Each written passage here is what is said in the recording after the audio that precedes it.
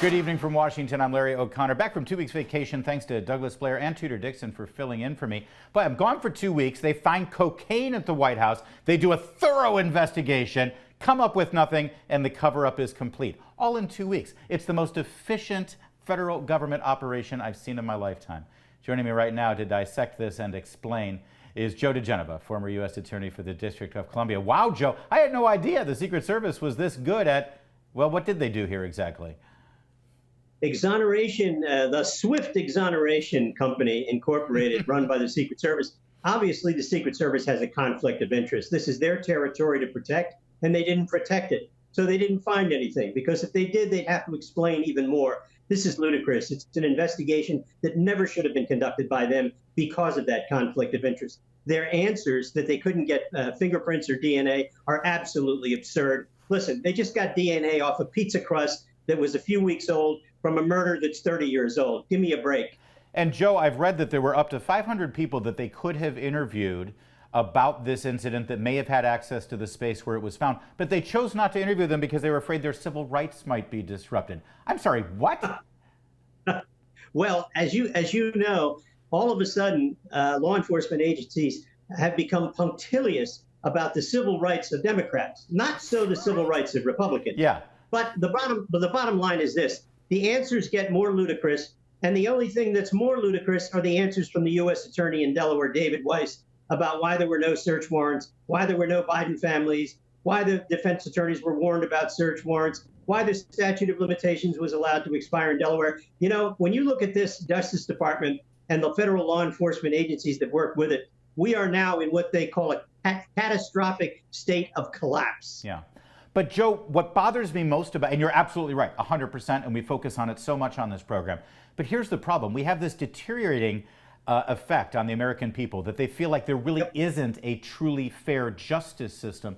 And these stories keep rolling out day after day after day. And then something like this happens, and it's like they're so arrogant that they don't care what we think. They know they're just going to do what they want to do and get away with it. The fact that they don't care to even put up a pretense of fairness and justice is, I think, even more maddening. It is, and that's because when you have an attorney general that is corrupt as Merrick Garland, you can get away with this. We are now in basically free fall in terms of the integrity of the Justice Department, the FBI, the Secret Service.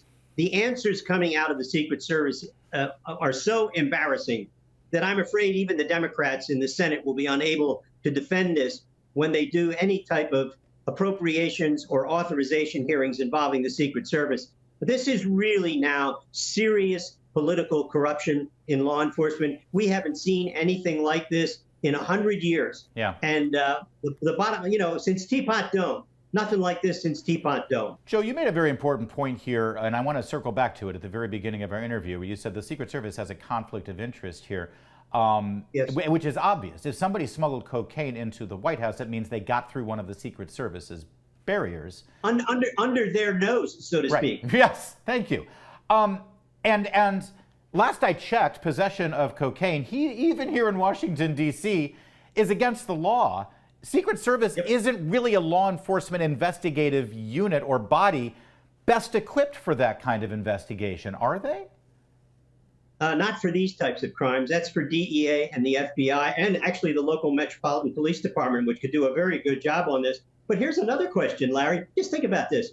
They can't tell you how that bag of cocaine got in there because they couldn't get into the lockers that all this stuff is supposed to be placed in. So how do we know that a letter bomb hasn't made its way into the White House at some point? How do they know when a letter bomb gets in there? Yeah. They say there are no cameras in that area. I can't believe that there are no surveillance cameras in that area. That's ridiculous. Next to the Situation Room. And if there are no cameras, when were they removed?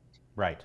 Well, and Joe, you sort of brought me right into the next question I want to ask, because listen, this has to do with the Biden family. It has to do with the corruption within that family. Hunter Biden, obviously, with his drug habit, and frankly, just lawlessness in general in this administration.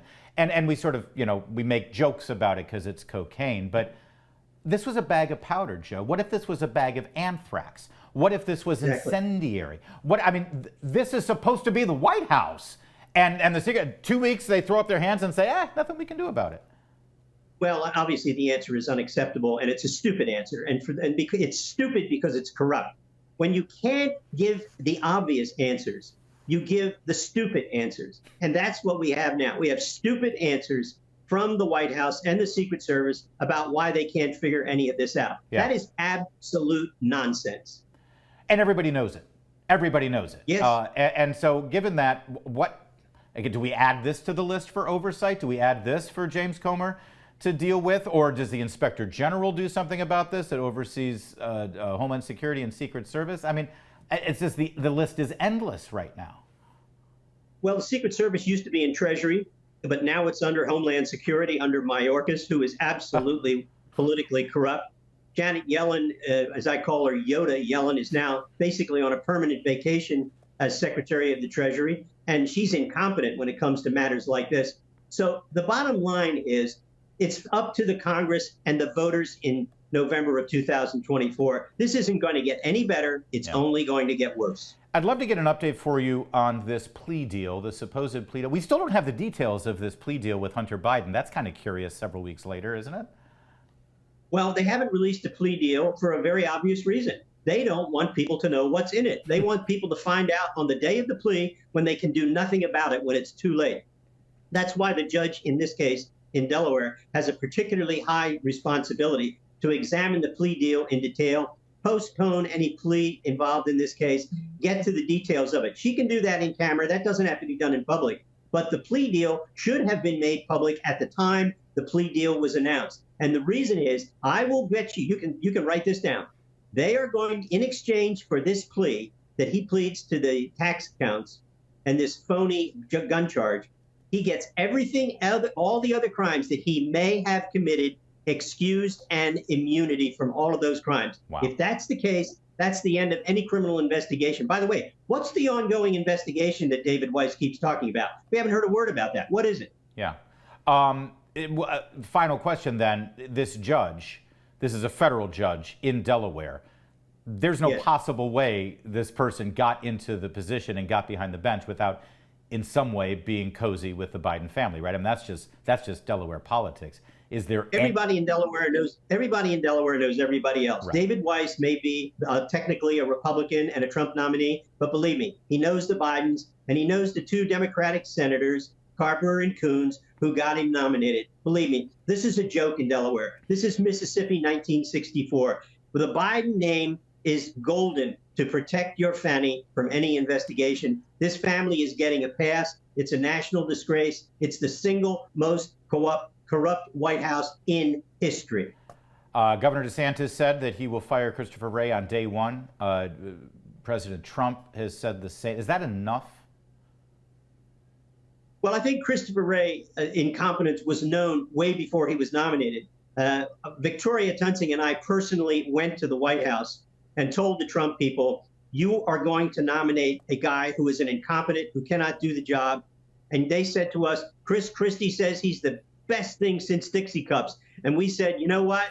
Chris Christie doesn't know what he's talking about. He's a fool. He's a buffoon. And guess what? We were right and Chris Christie was wrong. Although Chris Christie continues to defend Chris Wray, doing a great job.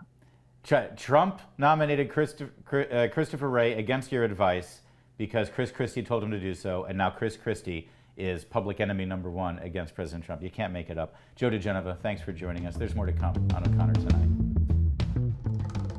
Imagine waking up the day after Election Day, or maybe 2 weeks after Election Day when they finally call the results, because that's how we do things now in America in 2024. But imagine waking up and hearing the final results and learning that Republicans have lost their majority in the House, lost the chance to get the majority in the Senate. The deep state will grow unabated. And by the way, Clarence Thomas and Samuel Alito will be replaced by whoever the left-wing Democrat is in the White House now. Maybe Gavin Newsom, maybe Kamala Harris, maybe Pete Buttigieg. Nobody thinks it's going to be Joe Biden. Imagine all of that happening, and all because Donald Trump got the Republican nomination. That's what our next guest believes. Scott Moorfield is a columnist at Town Hall with a provocative column today, Scott, saying basically everything's going to go to hell if Trump gets the nomination. Thanks for joining us. Thanks for having me, Larry. It's great to be here. So I sort of laid out the framework here, but fill in the blanks here. What do you think happens Because I'm hearing from the Trump team that they've got more popularity, more money, and they're actually getting more response from the Republican base than they got even back in 16 and 20. No, the thing is, you're talking a total electoral wipeout if Trump is elected. And I think this is a paper tiger. I think that really since COVID and since January 6th and just on down the line, Trump has done nothing to expand his voter base. So you've got a really rabid core of Trump supporters who are very loud. They come to his rallies. A lot of times at those rallies, you have the same people attending all the rallies in a lot of cases. The crowds are not as big as they were. So Trump's support really is more like the Wizard of Oz, like it's behind the curtain. It's very loud, but it's not as widespread. And he has done nothing to increase his voter base since 2020.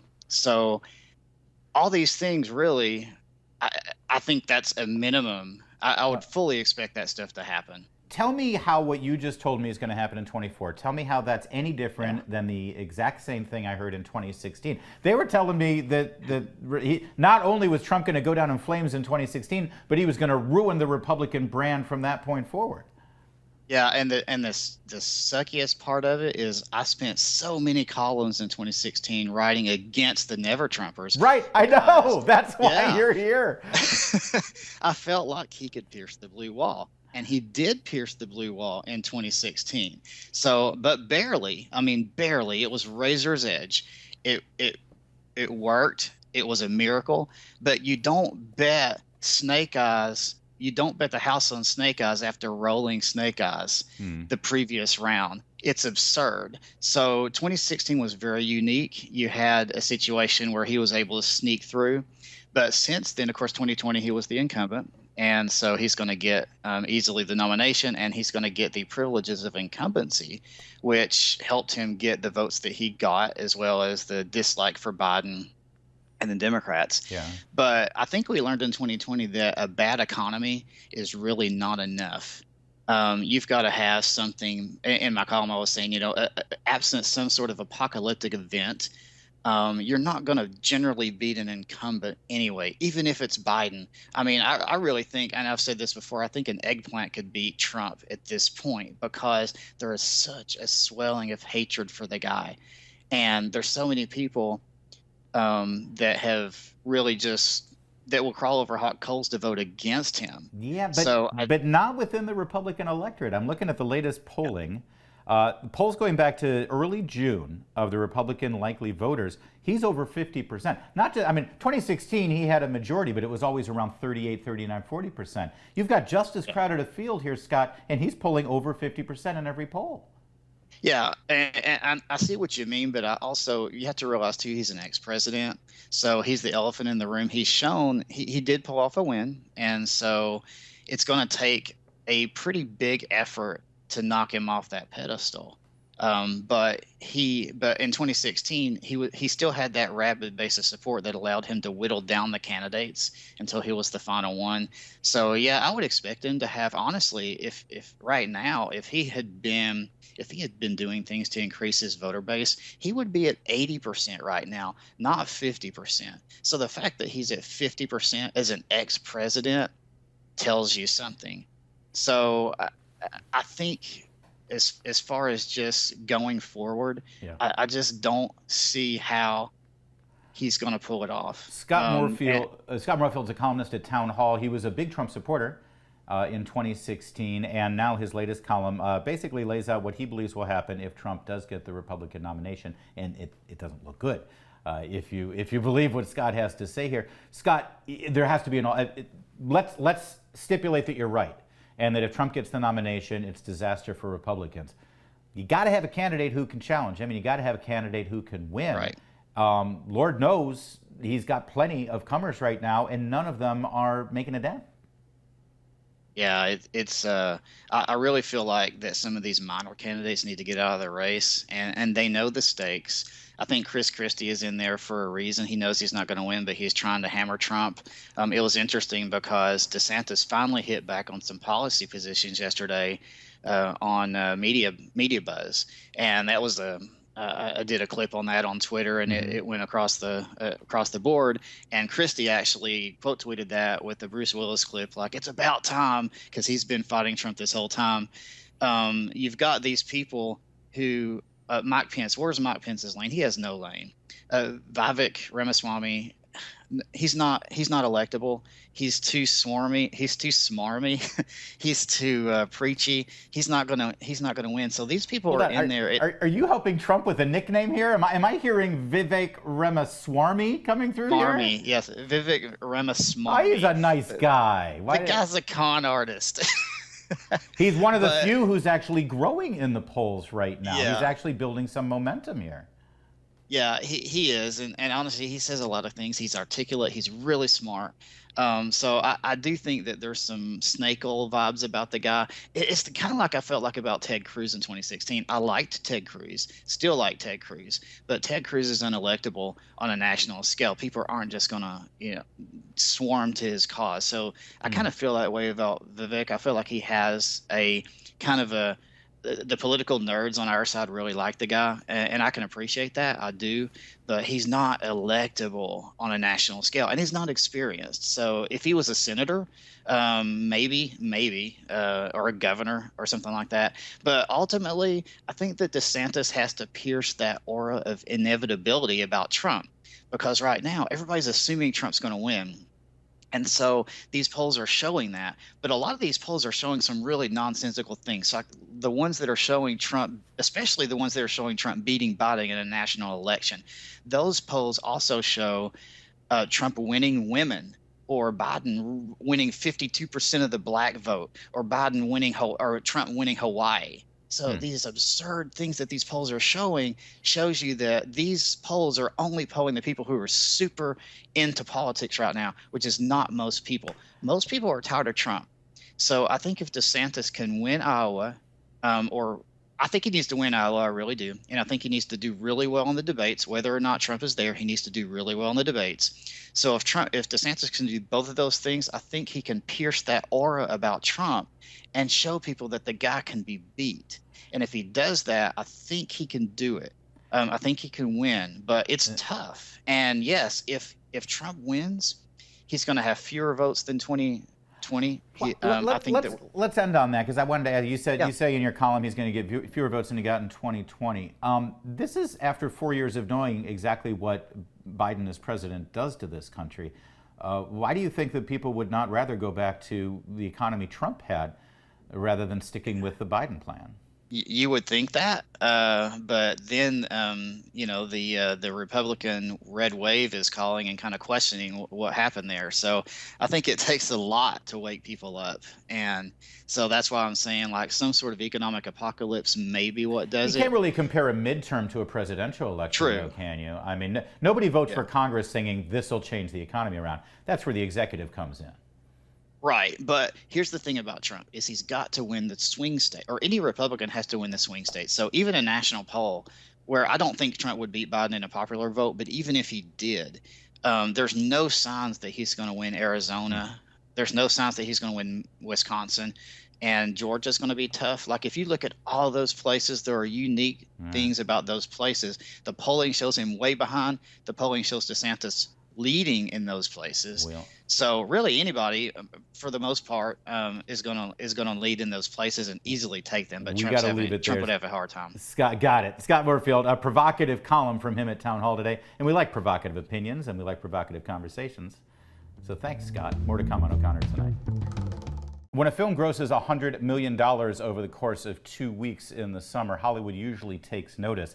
And when that film was made several years ago, kicked around from studio to studio, nobody wanted to distribute it. Well, it really should catch people's attention, is it? Of course, I'm talking about Sound of Freedom, which has gone beyond just being a film for some people. It's a cause. Joining us now to discuss this phenomenon, Christian Toto. He's the host of the Hollywood in Toto podcast and the proprietor of HollywoodInToto.com. Hey, Christian, thanks for joining us. Sure, my pleasure. Well, first of all, I read your review. This is a significant film, in your opinion.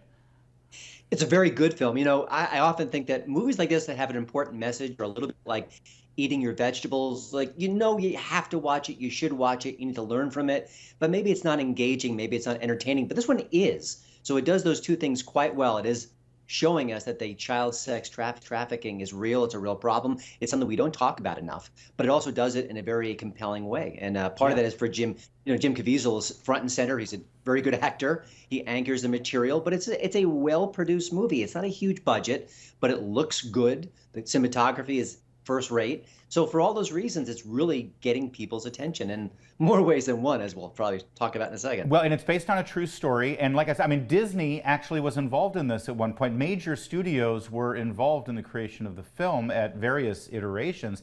So it's not like it was this fringe thing that it's being painted as now.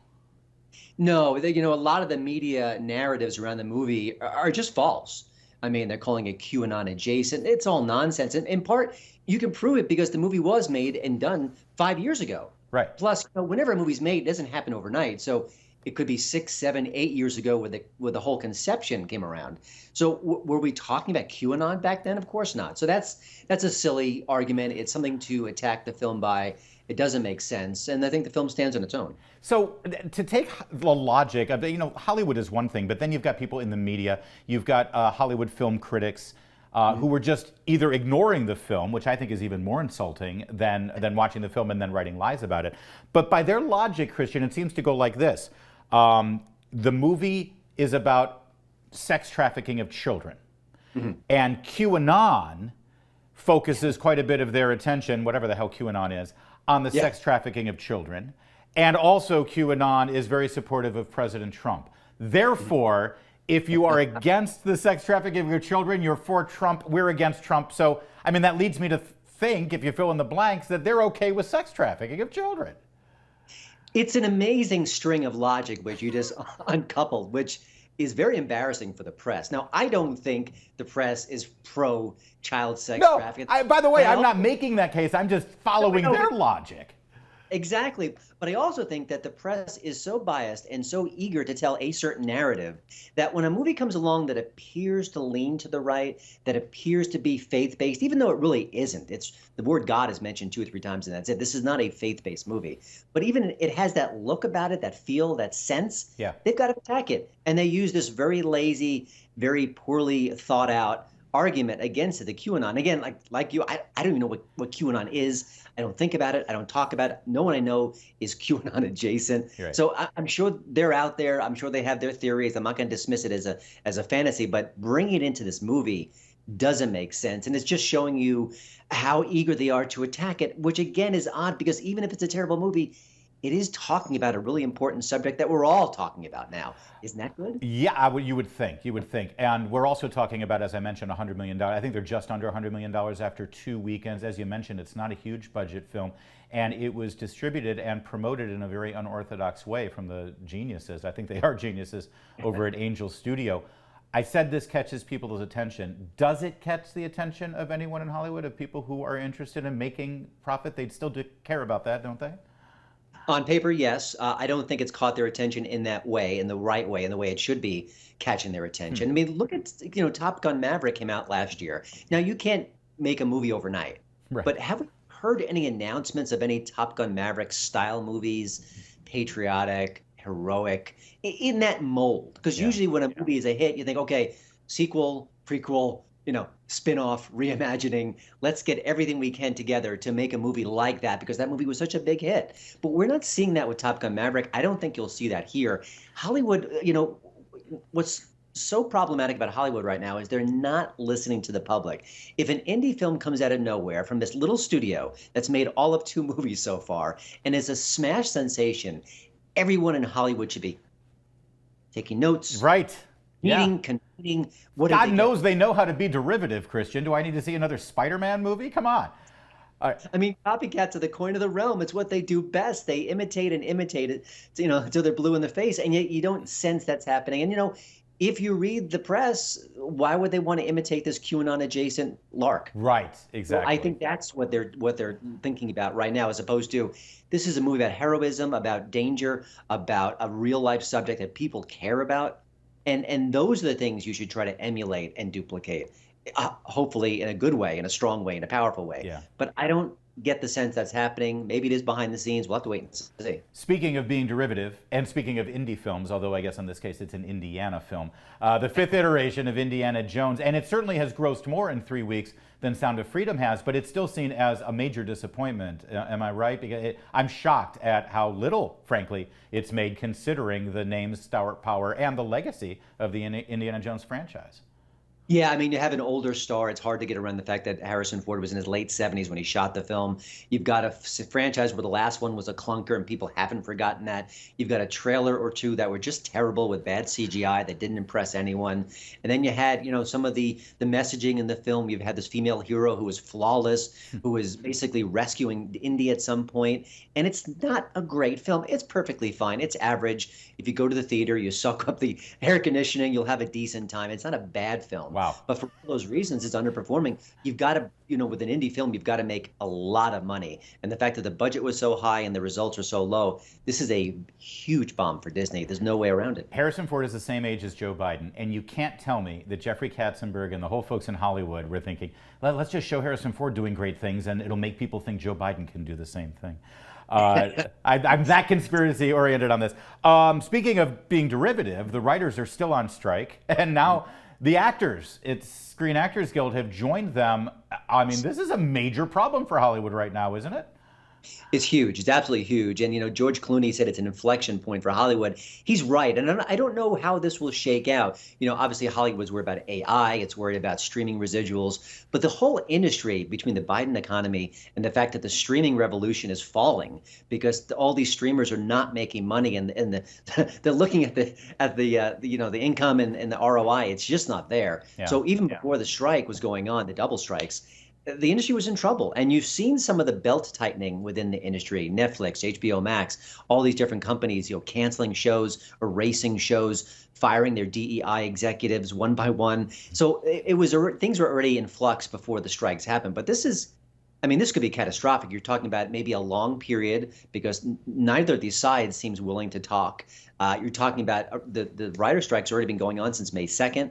You've had no late night TV. You're not going to have any Saturday Night Live in a few weeks. And then there's going to be this whole gap where there's nothing to put out there. We're not there yet, of course. They've got a lot of stuff in the pipeline, but that's going to be a problem as well.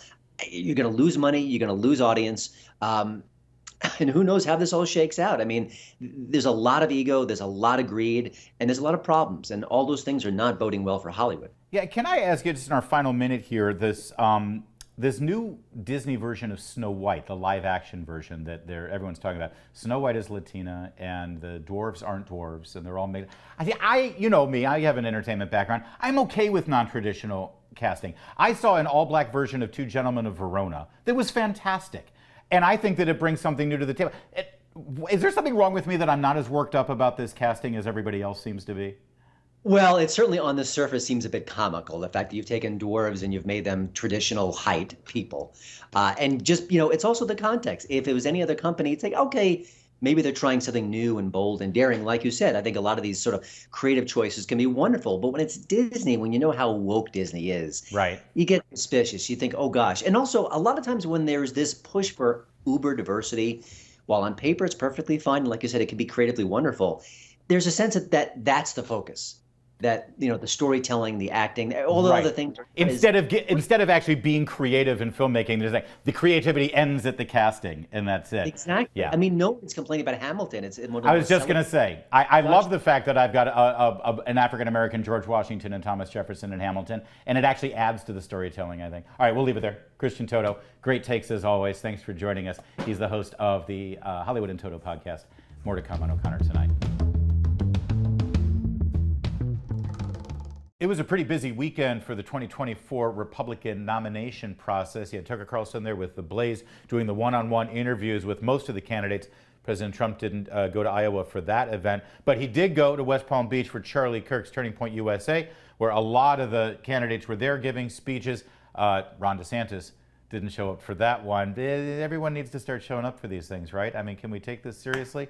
To sort it all out for us and tell us exactly what's going to happen next year is senior columnist at Town Hall and Man About Town, Kurt Schlichter. Kurt, thanks for joining us.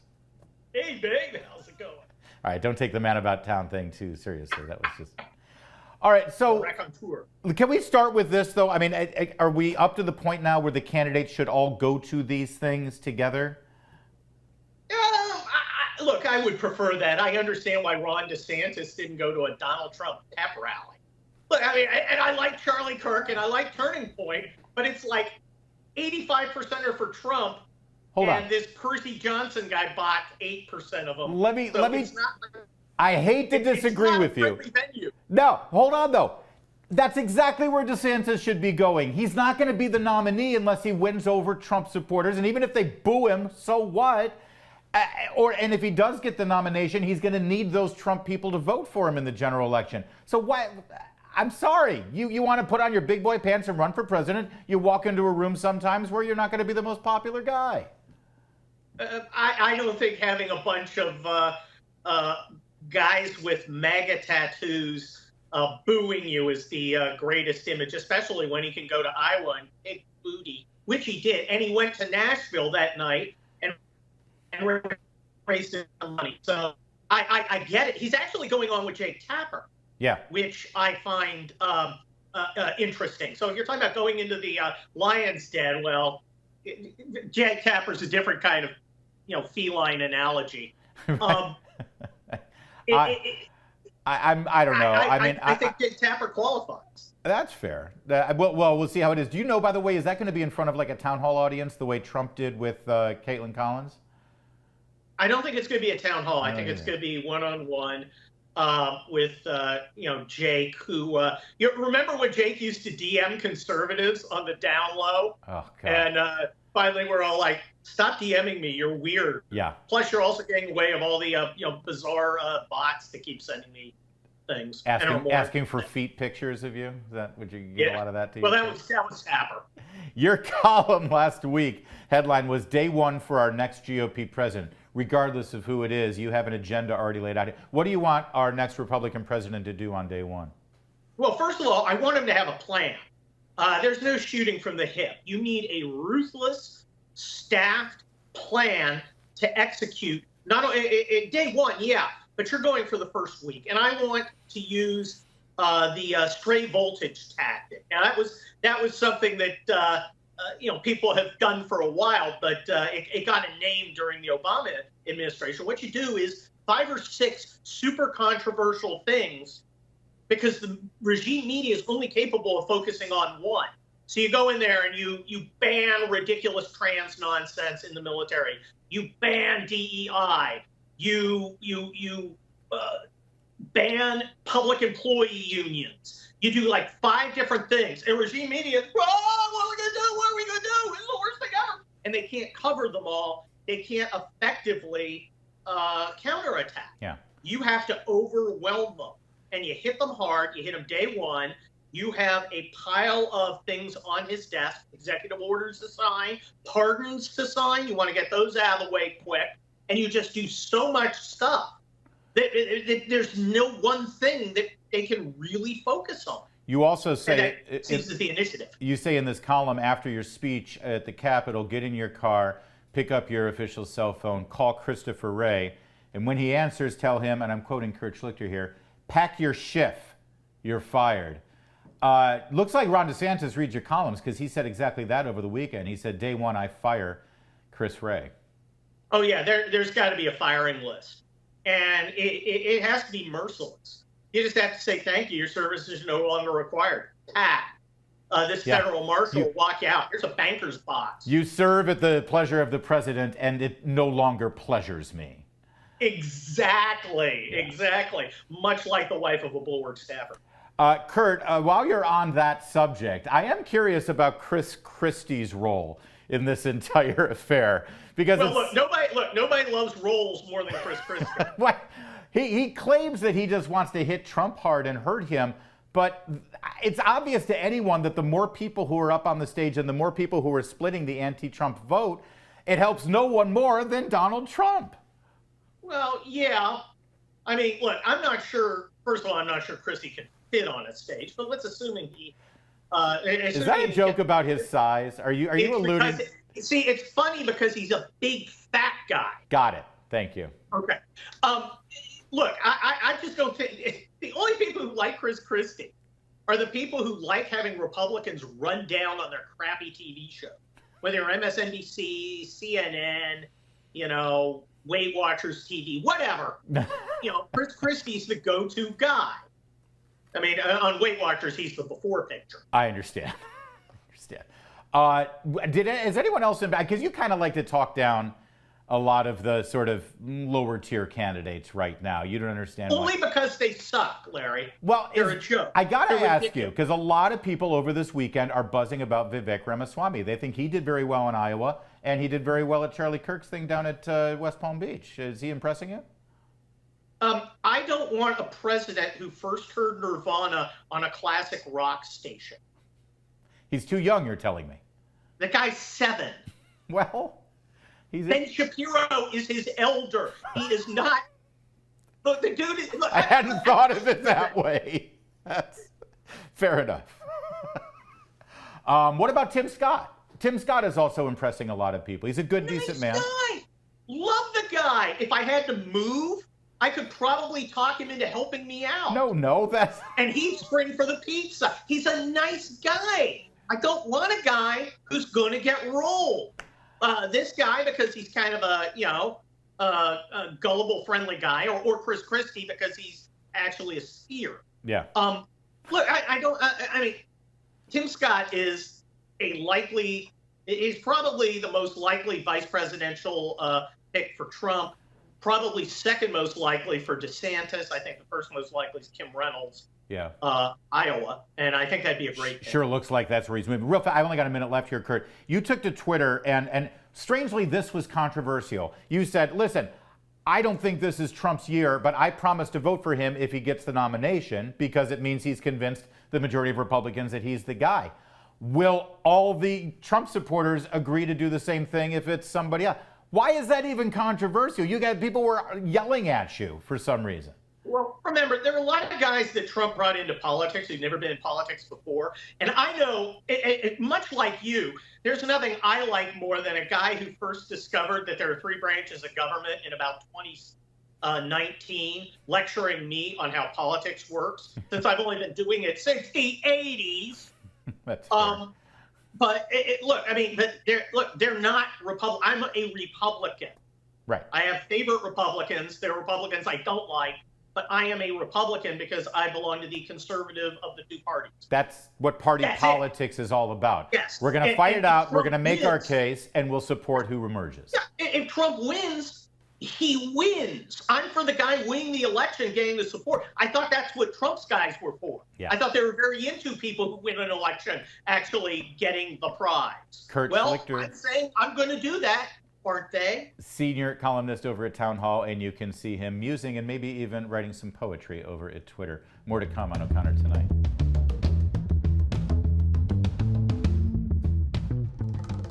Here in Washington, D.C., the Christians United for Israel conference is in full swing, and we need a conference like this more than ever when you've got sitting Congresswoman from Washington, Jayapal, making statements like this over the weekend. I want you to know that we have been fighting to make it clear that Israel is a racist state. Wow. Well, I'd like to say to the people of Israel, on behalf of the rest of the country who aren't crazy left-wing lunatics like that, we disagree. Joining us right now to discuss this is Rabbi Naphtali Weisz. He is the founder of Israel365.com. How does this sit, Rabbi, when the people of Israel hear a congresswoman saying something so atrocious? It's frightening, Larry. I'm born in America, so I know this country very well, but I've been living in Israel for 13 years, and every time I come back, there's some kind of rude awakening for me that this is not the country that I'm used to. You have congresswomen referring to Israel as a racist state is, as a Jewish person, it's very offensive and shocking, really, that a congresswoman can speak this way. Aren't there up to 2 million non-Jews living in Israel, and they have full freedom, full rights, full constitutional protections? I don't think that happens in Arab-dominated countries. No. I mean, Israel bends over backward to give a lot of not only rights, but we protect our enemies even more than we protect our own children sometimes. And so the fact that a congresswoman could call Israel a racist state is appalling. Just as appalling is the fact that this was at a Netroots conference. This is the far left wing in America. It got thunderous applause and cheers. That said, the leadership of the Democratic Party obviously put some pressure on the Congresswoman. She came out last night and said, and I'm quoting now, trying to clean this up, "I do not believe the idea of Israel as a nation is racist." Does that fix the problem? Does that make this any better? I don't know what that means. What does that even mean? The idea of Israel. I mean, God came up with the idea of Israel, of a certain people living in a certain land. So I'm glad that she doesn't have a problem with the idea of Israel. But she has a problem with the democratically elected government of Israel. And that's a government that, never had such a strong backing that the way that the Netanyahu government has today. Yeah. So she's just maybe calling all of the citizens of Israel racist. That's a very interesting point, actually. And it actually echoes oftentimes when there is a Republican president here in the States, all of the things they say about the president really reflects on the voters who put him there. This is also at a time, Rabbi, where it appears the Biden administration is doing whatever they can to salvage a relationship with Iran, a nation that for decades has vowed to wipe Israel off the map. How is this sitting with the people of Israel? Because it's almost like every time we get a new president, things change with regard to our relationship. Right. I think that, Israelis are concerned that the Biden administration is going out of its way to create a lot of daylight, to use Obama's terminology, between Israel and America. And just this week, Biden invited the president of Israel to speak to the Congress. Mm-hmm. However, it would be certainly more appropriate to invite the Prime Minister of Israel, Prime Minister Netanyahu, to speak to Congress. And Biden is kind of going out of his way to snub and to show disrespect to Netanyahu, somebody who they've had decades-long relationships with. And it seems like the Biden administration is going out of its way to really show a lot of, show more respect to these racist congresswomen in the squad and others, as opposed to the American people are very, very pro-Israel. Yeah. Across the board, every year it comes out stronger than ever. That brings us to the Christians United for Israel conference here in Washington. I'd love for you to explain that, because I don't think people realize the very tight relationship between Christians here in America and our love and support for the state of Israel. Yeah, there's a big delegation of Israelis who came in for the Christians United for Israel conference here in Washington. Pastor John Hagee started this organization back in 2006. Now they have 12 million members, 12 million Americans who are united for Israel and for a strong U.S.-Israel relationship. So it's a great conference. There's a lot of energy in the room. There's a lot of enthusiasm for the relationship between Israel and the United States, the unshakable bond and the fact that America and Israel are greatest friends and greatest allies. There's millions and millions of Americans, Christians who support that. And there are many, many Jews here, Americans and Israelis, who appreciate that love and that support from the Christians who are united for Israel. God bless you, Rabbi, and thanks for joining us on this. Have a great conference and a good time here in Washington. That's it for tonight. We'll be back tomorrow, same time, same place. In the meantime, I'll see you on the radio.